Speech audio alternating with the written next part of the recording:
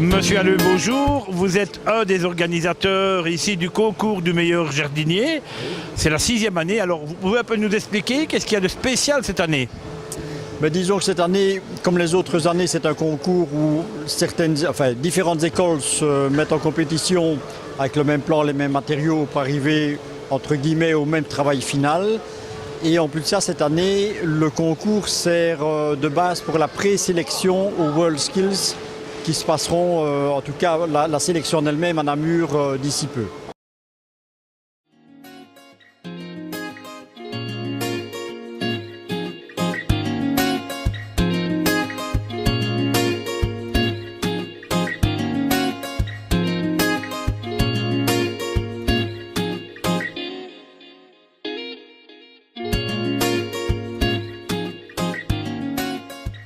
Il y a combien d'écoles qui sont inscrites à votre concours?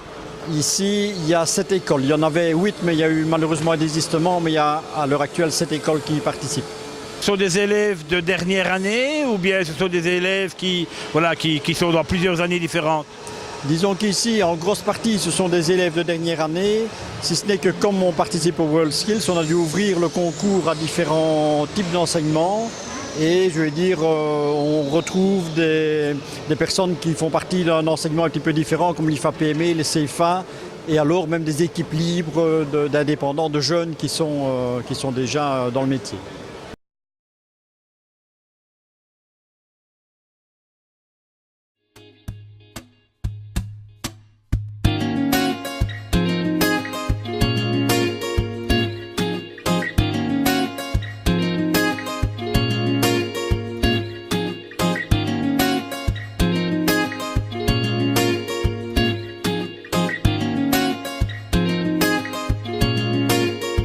Alors le thème cette année, c'est quoi?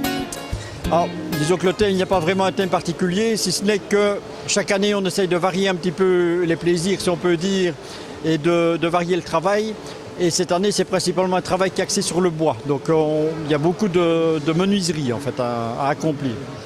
Je vois qu'il faut plus ou moins tous le même cercle. Donc ce serait quelque chose qui doit servir pour l'extérieur, pour un jardin, je suppose. C'est ça. En fait, là, c'est un octogone qui va servir de pièce d'eau, à l'intérieur de laquelle va se trouver une surface terrasse en bois octogonal qui sera centrée dans la pièce d'eau. Et cette année, vous avez l'impression qu'on a des tréforts?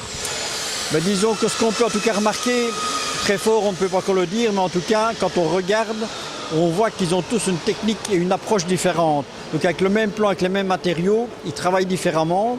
Et c'est vrai que c'est assez je veux dire, surprenant de voir les différentes façons qu'on a d'arriver au même résultat. En fait. À notre époque, est-ce que c'est encore facile, quand on sort avec un diplôme de jardinier en main, de trouver de l'emploi? C'est un métier qui a malgré tout le vent en poupe. En effet, c'est un métier porteur. Maintenant, il ne faut pas se leurrer, c'est quand même beaucoup des personnes qui deviennent indépendantes, donc qui se mettent vraiment à leur compte. Mais il y a malgré tout aussi pas mal d'entreprises un peu plus importantes qui embauchent régulièrement du personnel. Donc, jardinier, c'est pas seulement tondre la pelouse, tondre les arbres, mais c'est aussi de la construction, je vois. Tout à fait. En fait, il faut vraiment peut-être qu'on fasse la différence entre guillemets jardinier et entrepreneur des parcs et jardins. L'entrepreneur de parcs et jardins, il va faire de la création. Il va faire beaucoup de pavage, il va faire un tas d'aménagements, de terrasses. Que, je vais dire entre guillemets, le jardinier va plus faire de l'entretien. Donc lui, il va faire des tontes de pelouse, de la taille, de la plantation. Donc c'est vraiment, entre guillemets, un ensemble de choses.